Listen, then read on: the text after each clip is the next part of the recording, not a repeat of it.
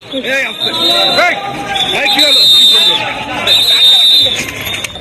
৩ আসনের সাবেক সংসদ সদস্য অবসরপ্রাপ্ত এবং 111-এর সময় আলোচিত সেনা কর্মকর্তা অবসরপ্রাপ্ত লেফটেন্যান্ট জেনারেল মাসুদ উদ্দিন চৌধুরীকে ফাঁসির আদেশ দিয়েছেন আদালত।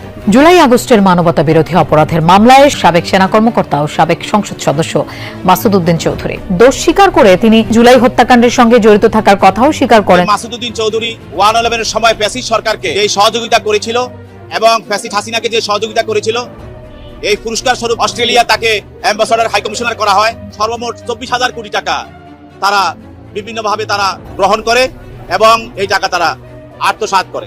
তারেক রহমানকে ফ্যান ঝুলানো হুকের সাথে লটকে করেছিলেন অমানসিক নির্যাতন। তার কারণে বিনা চিকিৎসায় মারা গিয়েছিলেন আরাফাত রহমান কোকো।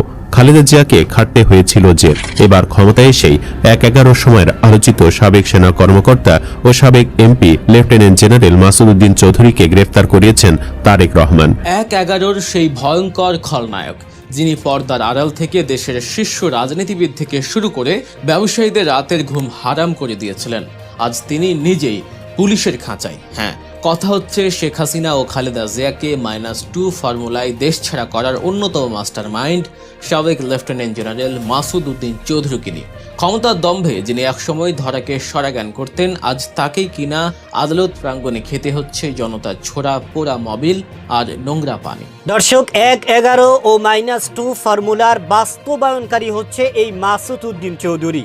তিনি এদেশের অর্থ লুটপাটকারী সহ মানব পাচারকারী সহ নানান দুর্নীতি, অপকর্ম ও অন্যায় কাজের সাথে তিনি সরাসরি জড়িত এবং বাংলাদেশের নবনির্বাচিত প্রধানমন্ত্রী তারেক রহমানকেও একটা সময় নানা নির্যাতন ও টর্চার করেছেন এই মাসুদ উদ্দিন চৌধুরী এবং তার এই নানান নির্যাতন ও টর্চারের কারণেই প্রধানমন্ত্রী তারেক রহমান তার ভাইকে হারিয়েছেন, যে কারণেই তিনি ক্ষমতায় বসিয়েই এই প্রশাসনের মাধ্যমে চিরুনি অভিযান চালিয়ে মধ্যরাতে বাসা থেকে আটক করেছেন এই সাবেক এমপি এবং সাবেক সেনা কর্মকর্তা মাসুদ উদ্দিন চৌধুরীকে। দর্শক, তাকে রিমান্ডে নেওয়া হয়েছে। রিমান্ডে তিনি তার সকল অপকর্মের দায় স্বীকার করে স্বীকারোক্তি দিয়েছেন এবং চাঞ্চল্যকর কিছু তথ্য দিয়েছেন। দর্শক, সব বিষয়ে দায় স্বীকার করার কারণে তার সর্বোচ্চ শাস্তি ফাঁসি হতে যাচ্ছে। দর্শকের বিষয়ের কিছু অংশ ভিডিওর শুরুতে শিরোনামে আপনারা দেখেছেন, বিস্তারিত পুরো ভিডিও জুড়ে।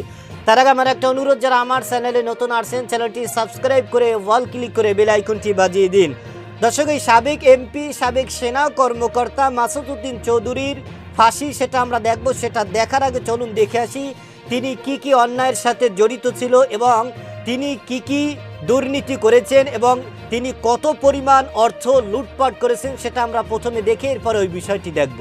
দর্শক, ভিডিওটা অত্যন্ত গুরুত্বপূর্ণ, তাই ধৈর্য ধরে একটি লাইক এবং পুরো ভিডিওটা শেষ পর্যন্ত দেখতে থাকুন। 1/11-র সেই ভয়ঙ্কর খলনায়ক, যিনি পর্দার আড়াল থেকে দেশের শীর্ষ রাজনীতিবিদ থেকে শুরু করে ব্যবসায়ীদের রাতের ঘুম হারাম করে দিয়েছিলেন, আজ তিনি নিজেই পুলিশের খাঁচায়। হ্যাঁ, কথা হচ্ছে শেখ হাসিনা ও খালেদা জিয়াকে -2 ফর্মুলায় দেশ ছাড়া করার অন্যতম মাস্টার মাইন্ড সাবেক লেফটেন্যান্ট জেনারেল মাসুদ উদ্দিন চৌধুরীকে নিয়ে। ক্ষমতার দম্ভে যিনি একসময় ধরাকে সরাজ্ঞান করতেন, আজ তাকেই কিনা আদালত প্রাঙ্গণে খেতে হচ্ছে জনতার ছোড়া পোড়া মবিল আর নোংরা পানি। ডিবি পুলিশের হাতে ধরা পড়ার পর তাকে 5 দিনের রিমান্ডে পাঠানো হয়েছে। কিন্তু কি এমন করেছিলেন এই দাপুটে জেনারেল, যার কারণে আজ তার এই করুণ পরিণতি? চলুন পর্দার আড়ালের সেই রোমাঞ্চকর আর ভয়ঙ্কর সব সত্যি ঘটনাগুলো জেনে নিই।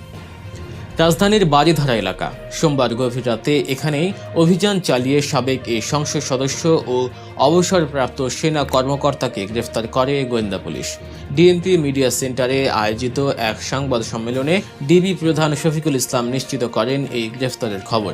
গ্রেফতারের পর তাকে যখন রিমান্ড শুনানির জন্য আদালতে নেওয়া হচ্ছিল, তখন সেখানে এক অভূতপূর্ব দৃশ্যের অবতারণা হয়। এক সময়ের দর্দণ্ড প্রতাপশালী এই জেনারেলকে দেখে ক্ষোভে ফেটে পড়ে সাধারণ জনতা। তাকে লক্ষ্য করে ছোড়া হয় নোংরা পানি, এমনকি কয়েকজন প্রত্যক্ষদর্শীর মতে তার গায়ে পোড়া মবিলও ছুঁড়ে মারা হয়।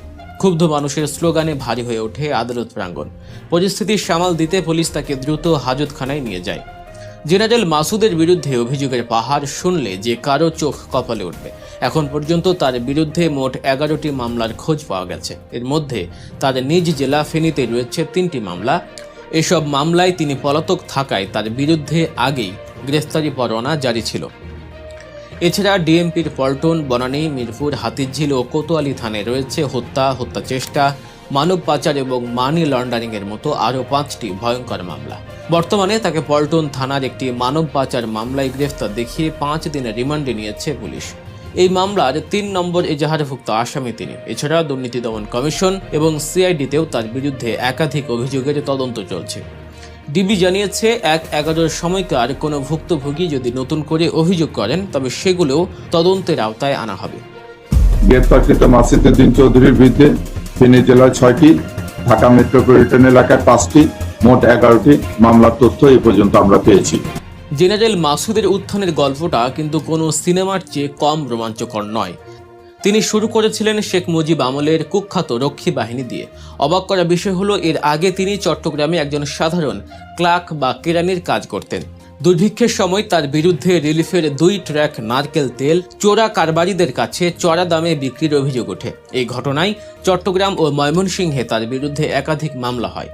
মামলা জাল থেকে বাঁচতেই তিনি সুকৌশলে যোগ দেন রক্ষী বাহিনীতে। এরপর 1975 সালের পট পরিবর্তনের পর অন্যদের সাথে তাকেও সেনাবাহিনীতে আত্মীকরণ করা হয়।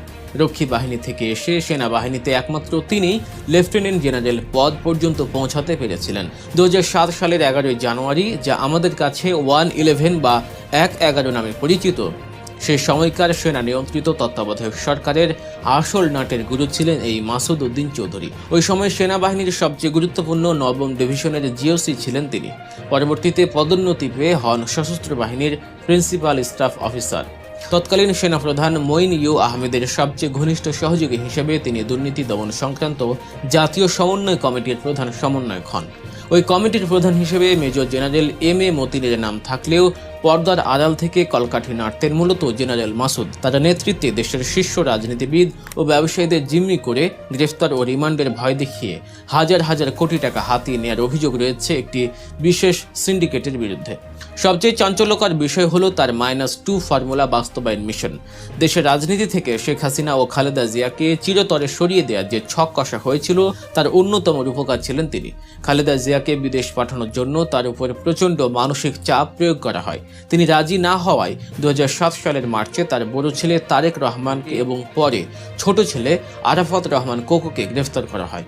অভিযোগ রয়েছে জেনারেল মাসুদের প্রত্যক্ষ তত্ত্বাবধানেই বন্দী অবস্থায় তারেক রহমানের উপর অমানসিক নির্যাতন চালানো হয়েছিল।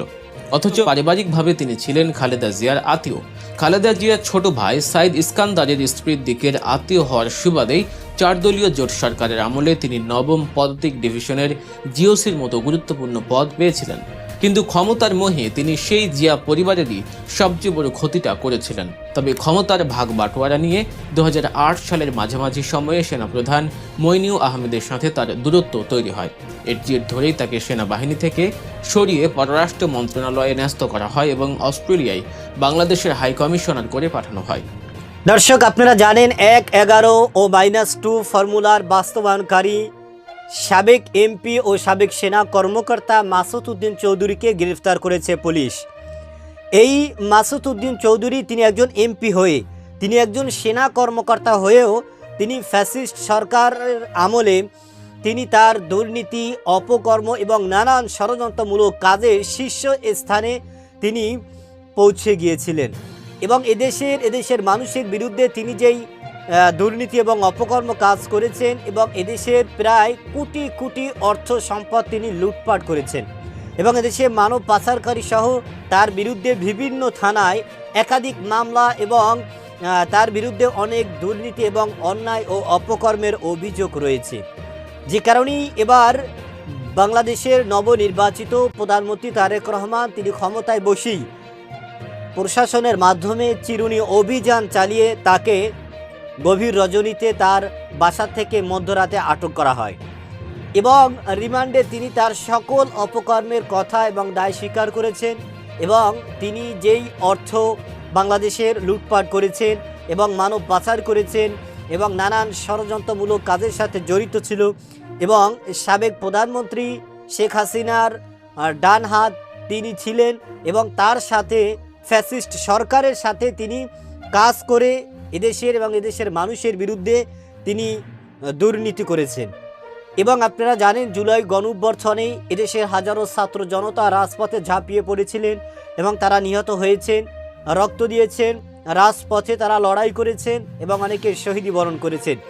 এই তাদেরকে দুনিয়া থেকে সরিয়ে দেওয়ার জন্য এবং তাদের বিরুদ্ধে এই সাবেক প্রধানমন্ত্রী, সাবেক এমপি এবং সাবেক সেনা কর্মকর্তা মাসুদ উদ্দিন চৌধুরী তাদের পিছনে কলকাঠি নাড়িয়েছেন এবং তাদের বিরুদ্ধে অবস্থান নিয়েছিলেন।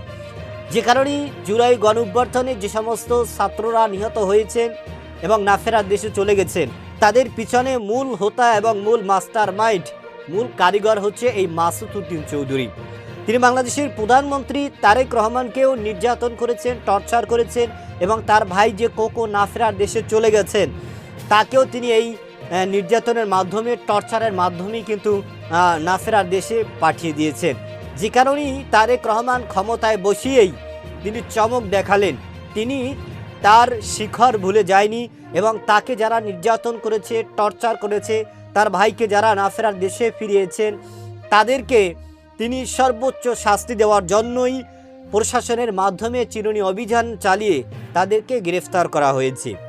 দর্শক, বাংলাদেশের সর্বস্তর মানুষের দাবি যে তাদেরকে সর্বোচ্চ শাস্তি, ফাঁসি দেওয়া হোক। দর্শক, আপনার কি দাবি সেটা আমাদের কমেন্ট সেকশনে অবশ্যই জানাবেন। আজ এ পর্যন্তই। সুস্থ থাকবেন, ভালো থাকবেন। দেখা হবে আগামী কোনো ভিডিওতে, কথা হবে নতুন কোনো বিষয় নিয়ে। সে পর্যন্ত ভালো থাকবেন। খোদা হাফেজ।